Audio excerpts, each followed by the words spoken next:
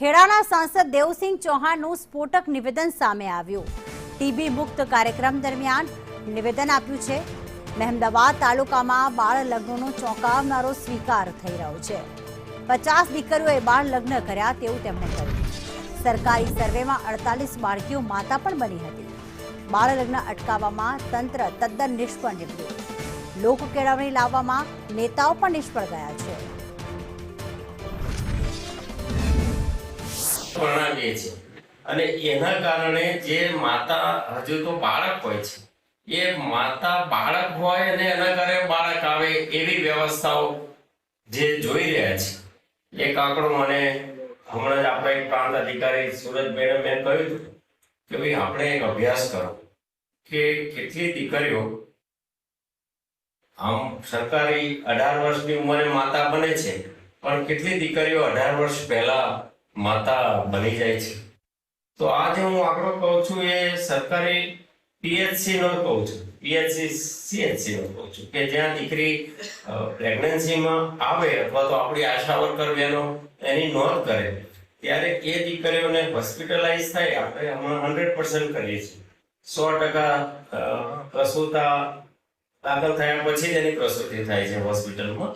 ત્યારે એ આંકડો હું ખાલી મહેમદાવાદ તાલુકાનો કહું માન્ય ધારાસભ્ય છે કે આપણે ત્યાં કેટલા ગામડા એવા છે મહેમદાવાદના એ ગામડાઓમાં એક આંકડો એવો આવ્યો કે 17 વર્ષથી ઉંમરે ગર્ભ ધારણ કરતી હોય એ દીકરીઓ કેટલી છે તો 17 છે, 18 છે, 18 દીકરીઓ। અને 18 વર્ષ પહેલા એ તાલુકામાં માતા બનેલી દીકરીઓ કેટલી આવી તો 48।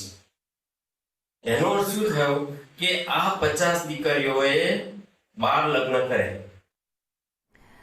ત્યારે ખેડાના સાંસદ દેવસિંહ ચૌહાણ અમારી સાથે ફોન લાઈન પર જોડાઈ ગયા છે। દેવસિંહજી નમસ્કાર, સ્વાગત છે આપનું સંદેશ ન્યૂઝમાં। દેવસિંહજી નમસ્કાર, સ્વાગત છે આપનું સંદેશ ન્યૂઝમાં। સંપર્ક કપાઈ ગયો છે। ખેડાના સાંસદે ચોંકાવનારો સ્વીકાર કર્યો છે કે 50 દીકરીઓએ બાળ લગ્ન કર્યા છે।